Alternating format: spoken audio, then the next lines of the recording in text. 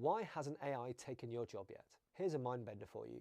ChatGPT crushes elite law school exams and can now write better essays than grad students, with professors unable to tell the writing apart. But more than 2 years into the generative AI era, there's little sign of it taking human jobs. This paradox has long puzzled experts, but new research squares the circle. If we compare US employment data against jobs at high risk of automation, something interesting emerges. Most of the highly vulnerable occupations, accounting clerks, legal secretaries, data entry assistants, haven't seen job losses. But two occupations do stand out. Writers and computer programmers have both seen sharp falls in employment numbers in the last 2 years. Why these two specifically? The answer is in how AI actually works. According to a new study from AI research company Meta, what AI struggles with is not intellectual difficulty or specialized skills and knowledge, but with messy workflows. Jobs that require juggling multiple pieces of information, responding to changing environments, or unclear goals remain challenging for even the most advanced AI tools. Think about it. Secretaries and even the office intern are constantly multitasking with shifting priorities. AI can't handle that chaos yet. Writers and programmers also have the added vulnerability of high freelancing rates. Companies can easily swap in AI for a non-staff employee without HR getting involved. The more a job involves collaboration, cooperation, and frankly a little bit of mess, the harder it is to automate. Ironically, the mantra of rugged self-reliance and workflow optimization common in Silicon Valley may have made tech roles more, not less fragile. What jobs are going to be impacted and what do they do? I think if your job is as routine as it comes, your job is gone in the next couple of years. So meaning in those jobs, for example, quality assurance jobs, data entry jobs, you're sitting in front of a computer and you're supposed to click and type things in a certain order. Operator and those technologies are coming on the market really quickly, and those are going to displace a lot of labor. Accountants, lawyers.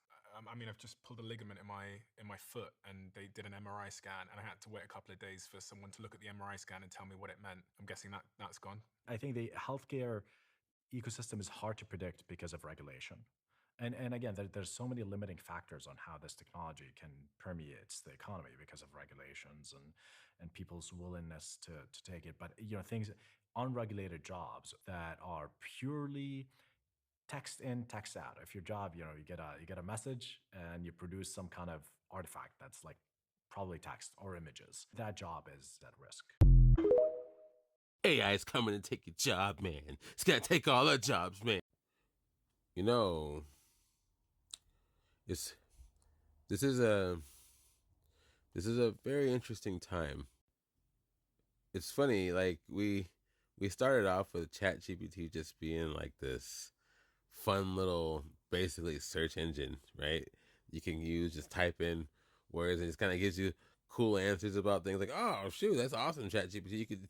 You can know all these things, come up with recipes, directions, whatever. I have a friend at my previous job. He would use AI programs to help him figure out how to code tools for his job. He was a technical artist. He is a technical artist. Anyways, for example, we were working for a company that made artwork for NFTs. He actually figured out how to basically make a generation program that would make different variations of different artwork pieces for the NFT project. And that was like almost 2 years ago now that he did that. As we've seen, it's come a long, long way for sure. It could replace actors, it could replace writers, it could replace data analysts, it could replace an accountant, it could replace quality assurance people. I'm in QA for a streaming site. We're actually using some aspects of AI right now. We're using an automation tool to help us with the basic repetitive tasks as they're talking about in those videos. Currently, there's certain nuances that only we humans can do at the job I specifically work at. And with the automation tool that we use, we have to tweak it a lot. There's things that you get to kind of say it to do, but it's not smart enough to go with. For example, if there's like a feature update, like a new change to something, if it's different, it doesn't really, it messes up, right? So it's not quite there yet from my perspective, but I do feel like as the years go on, we will have to reinvent what an occupation is for a lot of us. See, I don't think it in the short term, it will feel like just like a sickle of sorts, right? Just a clean sweeping of just jobs being taken away. But as I think about this new reality we're in, I think that's just me being rigid. I don't know how you feel about it, but the term impermanence comes to mind. Everything changes, including, as we can see with our government. I'm sure you've seen it in the environment around you, growing up, seeing different places of business, restaurants, what have you. Just think about the Industrial Revolution, right? Where everybody was in factories working by hand. And then one day these machines come by and just basically make the work much simpler, much less grueling. But at the same time, a lot of people lost their jobs, right? I think I've talked about this before. It's not the AI's fault that people lose their jobs that way. It's the companies that just decided to rely on the AI and just kind of kicked the people to the wind. And it is also our fault too, because we have to learn to adapt. I'm having that crisis right now. I'll use the word crisis in a way where, again, I'm in QA and we use automation lightly, but I'm still learning it. I'm still slow, still figuring things out, but I know I need to if I want to stay up to date, relevant, and hireable. I've been in QA and production for a long time now, and I have to say, one thing that it's taught me is to adapt.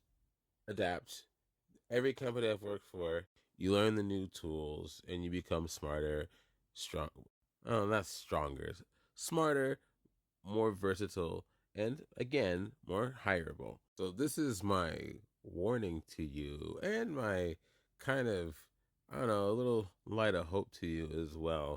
If you feel like you are in a job that's very repetitive, very just input output, you should really think about how you can improve your knowledge of AI and how to use it to improve your job rather than let it take you over. Like my friend I'm talking about. Instead of feeling like, oh man, AI is going to replace me because I'm an artist and they won't need me anymore because all I got to do is type something in and just get a picture, right? Instead, he uses it left, right, and sideways to figure out different kind of concepts he could use. Still, the final artwork's his artwork, but he uses AI in different ways to help improve who he is and, again, his higher ability. So, yeah, I'm on that journey too. Let me know what you guys think. Like and share if you like what you're hearing. And yeah, I'll talk with you later.